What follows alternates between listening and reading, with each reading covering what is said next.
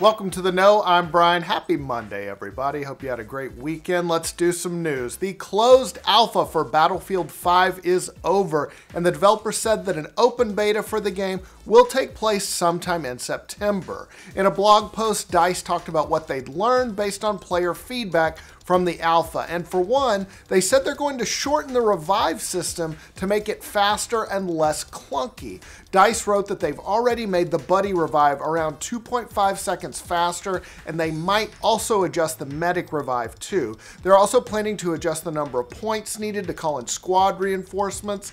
As for weapon balancing, they didn't talk about changing damage numbers of specific weapons, but they did say they're tweaking the reset time in between each shot. DICE wrote there will be a new build of Battlefield 5 at Gamescom, and then there is the open beta in early September to look forward to. Thanks again for helping us make Battlefield 5 the best it can be. And of course, the game releases on October 16th for PC, PlayStation 4, and Xbox One. You might remember last week that a Splatoon 2 player was so frustrated by cheaters in the game that they hacked the leaderboards, putting up a message for Nintendo to please do something. Well, apparently instead of getting rid of the cheaters, Nintendo has now banned that player from the game. Talk about shooting the messenger. The player posted a notice that they got from Nintendo which said, "Your in-game actions have been determined to be in violation of the Nintendo account user agreement, including the Nintendo Code of Conduct." Now, hopefully Nintendo will get around to banning actual cheaters instead of people who just want the game cleaned up. Yes, that person, I guess, technically committed a violation, but it was for a good cause.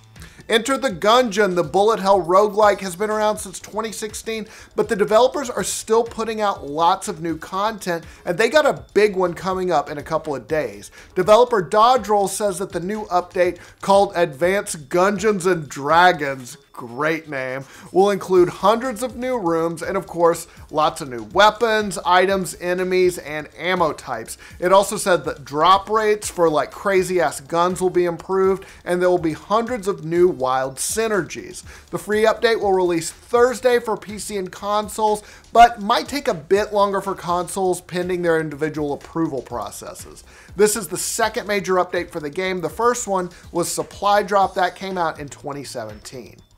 Apparently, parents in the UK are pretty hands-off about what kind of video games they let their kids play. That's because more than half let their kids play adult-rated games, according to a study found by Eurogamer. It was conducted by childcare.co.uk, a social networking platform for parents. They surveyed more than 2,000 parents in the UK and found that most of them apparently just don't give a shit what their kids play. More than half said they let their children play adult-rated games without any supervision. I really wish my parents had been that cool. Another interesting tidbit from the survey, only 18% said they would let 10 to 14-year-olds watch a movie that was for 18 and older, but 86% of respondents said they don't follow age restrictions on video games, while just 23% said they didn't do that for films. So, I don't know, man. I wish I could go back in time and move to the UK, basically. Staying in Europe for a second, a court in Germany just banned video game pre-orders with vague release dates. Man, they should do that here too. Germany's higher regional court of Munich recently ruled that game companies can't offer a pre-order without a fixed release date. Now, that's been a practice for lots of games in the past, but the German court's ruling applies to all kinds of products, not just video games. Wolfgang Schulzinski, CEO of Dusseldorf Consumer, said in a statement, "When consumers order goods on the internet, providers must specify by when the goods are delivered." Obviously, the ruling doesn't apply to other countries, but this might be helpful in the future because now we can just all check out German pre-order sites and possibly know exactly when a game's coming out. Konami recently took down a fan remake of one of its games, but in a really cool move, they offered the creator an internship. The fan had remade the 2014 horror game PT on the PC, which was one of Hideo Kojima's last projects before he left Konami. After he left, the game got removed from the PlayStation Store. It was mostly forgotten, but a 17-year-old developer named Kimzar decided to remake the game for PC and released a free build on the site GameJolt. Now, Now that's when Konami stepped in, no big surprise. Kimzar wrote about it on the site saying, I got a phone call that I was expecting at about 5 a.m. from someone who worked at Konami. He essentially told me that he was very sorry for being the bearer of bad news, but I would have to take down my remake. But there's a silver lining. Apparently, Konami liked the remake so much, they gave Kimzar some company swag and offered the developer an internship. Kimzar wrote, from there, the conversation went from really bad for me to really, really good. A freaking internship for me with Konami. So definitely a happy ending. Cool move by Konami. More developers should do this instead of just suing them. If you remember playing the original Animal Crossing on GameCube back in the day, you might remember that you were able to play individual NES games thanks to some emulation that was kind of embedded in the game. You could buy those little like cartridges and like play games one at a time, like Excite Bike, all these old school games. But did you know that Nintendo hid an entire NES emulator in the game? Yeah, it's true. Security researcher James Chambers discovered it and posted his findings recently. It all had to do with that NES console item in the game that you could sometimes buy through Red or get through random events. And unlike similar items that could just play a single NES game, this one just featured an NES console with no game on top, and you couldn't use it because it said you didn't have any software for it. Well, after tinkering with it, Chambers discovered the item was actually a complete generic NES emulator for the GameCube, and it's capable of playing most games thrown at it. He was able to confirm that by loading up some NES ROMs and actually playing them. Now, some people think this was part of an aborted plan for Nintendo to distribute retro games years before the Virtual Console came along. I guess we'll never know, but it was a pretty cool what-if story. It's been widely reported that the Switch's hardware has been hacked that allows people to jailbreak their consoles and install software like Linux.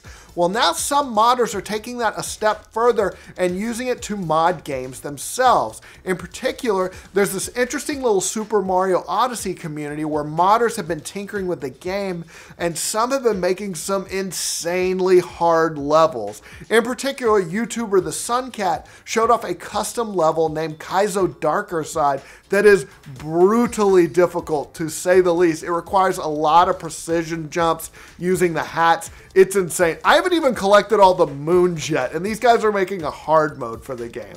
Of course, there's an active modding scene for another Switch game, Breath of the Wild, but that's based on PC emulation of the Wii U version. This is one of the first time we've seen a Switch game itself get modded. Kind of cool. In other news about modders doing cool things, one of them drastically improved the enemy AI in a 2013 game, all by fixing one letter. The game is a first-person shooter called Aliens Colonial Marines. It came out a few years ago. If you missed it, you're not alone. It was a dud. The PC version got a 45 on Metacritic.